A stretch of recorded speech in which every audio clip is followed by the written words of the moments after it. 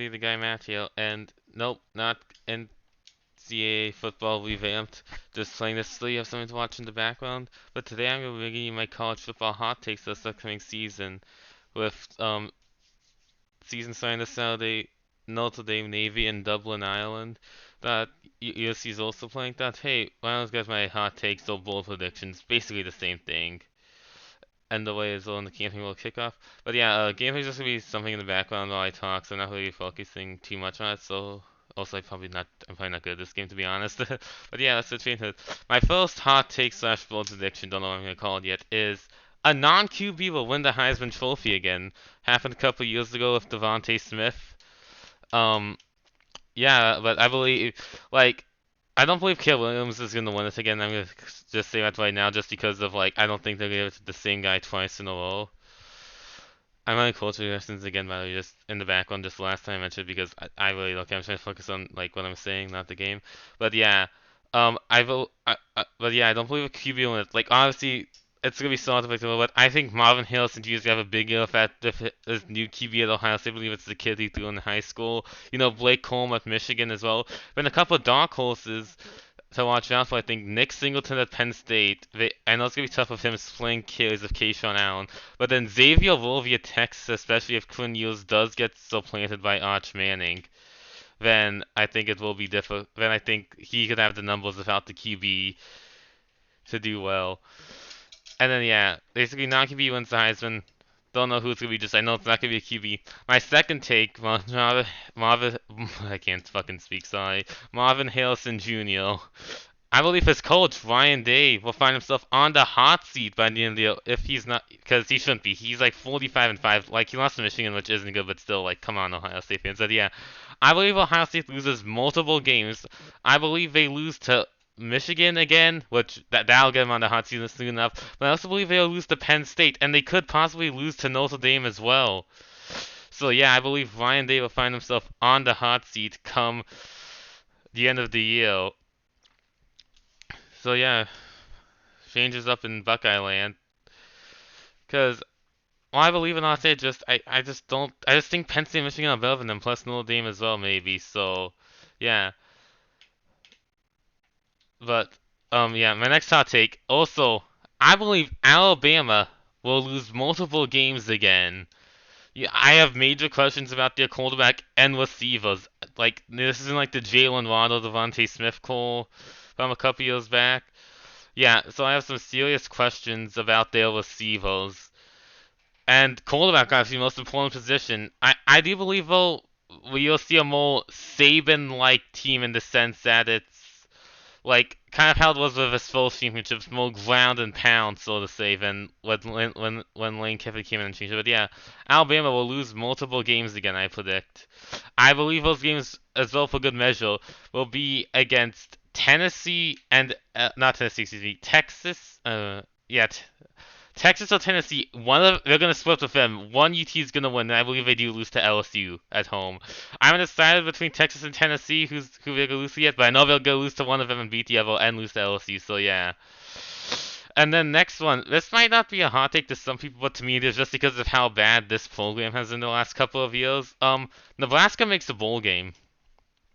I predict. I know that sounds crazy, but I believe Matt Rhule is the right coach to get Nebraska back to national relevancy. Because basically, since I've been watching college football, I don't have the same feel as people like in the 90s did of Tom Osborne led Cornhuskers just coming in and dominating you. They've been a laughingstock basically since they joined the Big Ten. I don't know why I say basically. They have been.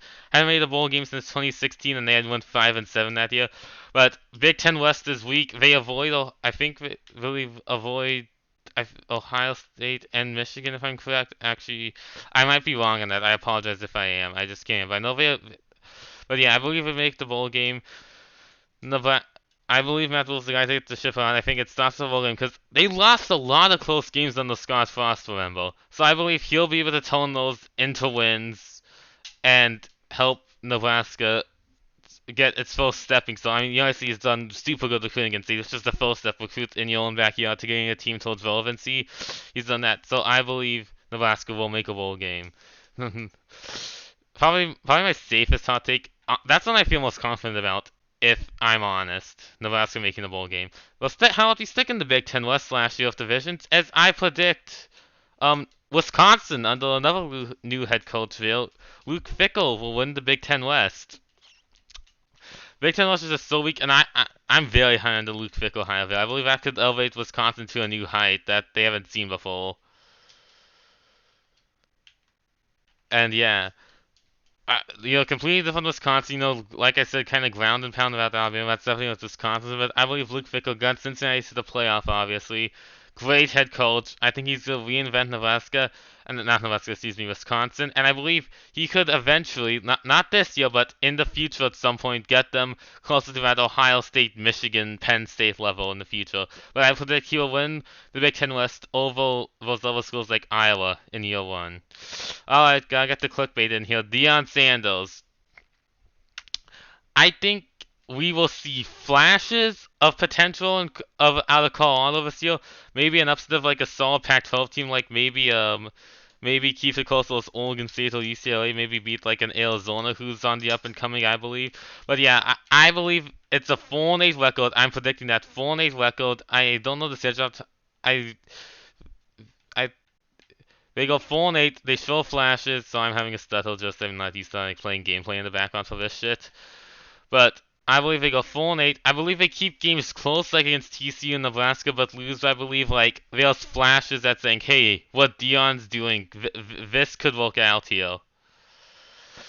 And my next bold prediction slash hot take is UCF succeeds pretty well. I'd say I won't say enormously well, but very good for their first year. As I see them falling just short. That's the stupid in the background. Sorry. Showing at my papers notes. Yeah, UCF does very well. They go 9-3 on the year. I'm predicting,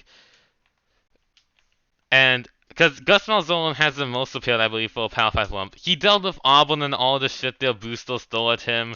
He took an Auburn team that went 3-9 and was competing in the SEC West and got them to the national title game the very next year. So I see them doing quite well. I do believe they missed the Big 12 title game, though, but 9-3, I think, solid year for the Knights as they prove that they are a real contender in the state of Florida, making Florida a big four instead of just a big three with the U, FSU, the Gators, and now them. And I will touch on this quickly as well with double Big 12 teams. I really don't see either of them doing that. I think bowl eligibility, but I'm very high on Gus Malzahn turning. I mean, he said himself that if they ever get the right coach, that UCF's gonna be a great job, and I believe he is the right coach for that. And now this one as well, bit of a different here. I believe the Pac-12 will have the most teams ranked at the end of the year. So like when the final top 25 poll releases, I believe the Pac-12 will have the most teams ranked. Oregon, Utah, USC, all those schools are gonna be great. Washington is over, and you got schools like Oregon State, UCLA also gonna be quite solid. But yeah, I mean, it's sad to see the Conference of Champions die. I was a Pac-12, so I've been a Pac-12, so it's like it's just how it is now. I definitely feel bad for the student athletes there, but I do believe they'll get a good send-off. I doubt they won't have a Heisman Trophy winner again, or a playoff team, I'll say for that matter. But they will have the most teams ranked at the end of the year, so nice send-off for the Pac-12, I believe.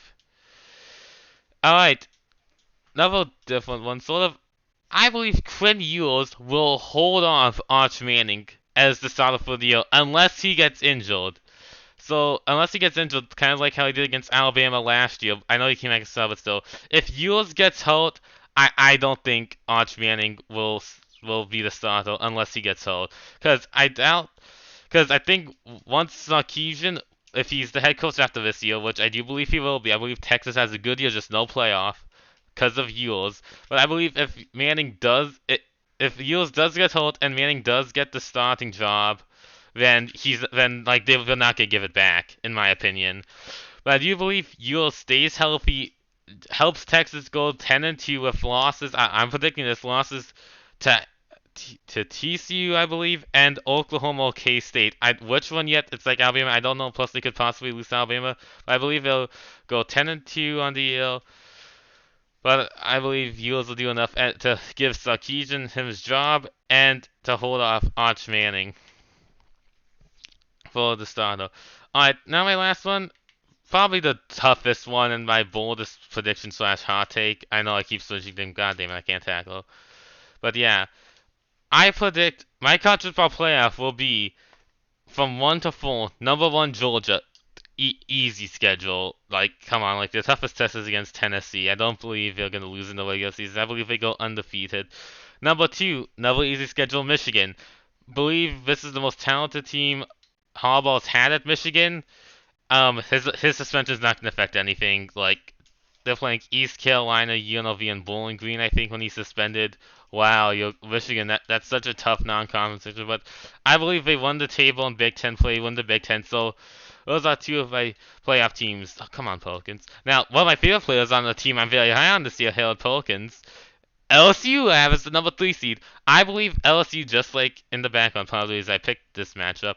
Um, LSU, I believe, beats FSU, beats the Alabama again, like I said, and goes goes undefeated into the SEC championship game before losing to Georgia. But I believe one loss to number 1 Georgia, and it's a one-loss SEC team. That's not gonna keep LSU out of the playoff. Then, like I said, Michigan has Harbaugh's the most talented team he's had in Michigan. James Franklin, I believe, his most talented team at Penn State.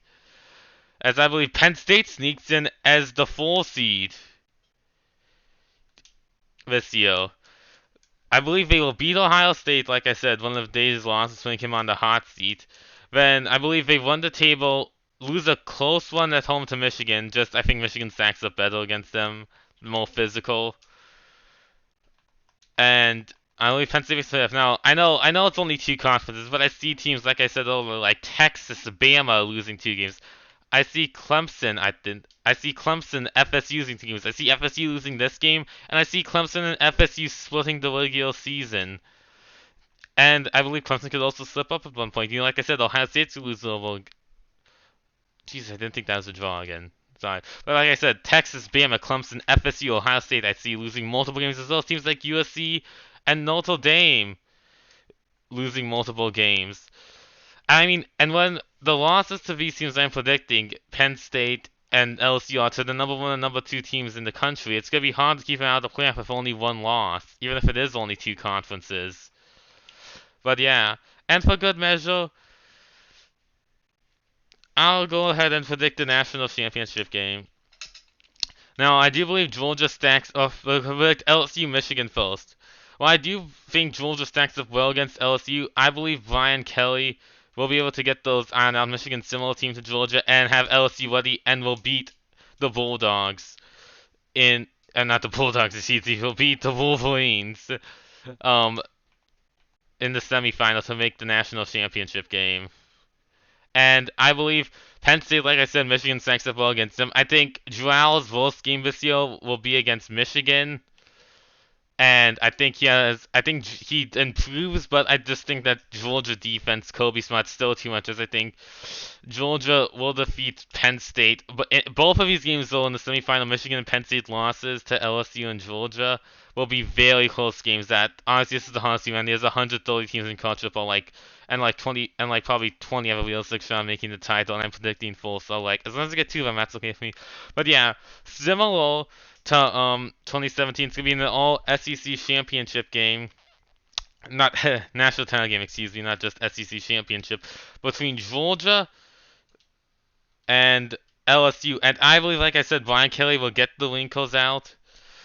I believe that LSU will come back, but due to Jaden Daniels on offense, I'm very high on him. I think he's gonna be a great player. I think that defense, like I said, led by Helen Perkins, they make adjustments and they dethrone Georgia, preventing the three-peat as LSU wins the national championship. So just to quickly recap my hot takes, though. Non-QB wins the Heisman. Ryan Day finds himself on the hot seat. Ohio State loses multiple games. Alabama loses multiple games as well. Nebraska makes a bowl game. Wisconsin wins the Big Ten West. Deion's debut goes shaky, but he shows flashes and his team does. UCF does very solid in the Big 12, going like 9-3. And Pac-12, most teams linked at MDF for a good enough. Canellos holds off Adrian Asada for the year. UGA beats Penn State in the first playoff semifinal. Michigan beats LSU in the second. And LSU defeats Michigan for the national championship. But yeah, good weekly college football game predictions this year, so stick around for that. Hope you all enjoyed this. And yeah, catch you guys later. And yeah, enjoy college football this year. Last year, we'll recognize it. Enjoy it while you can. And catch you guys later. Later, guys.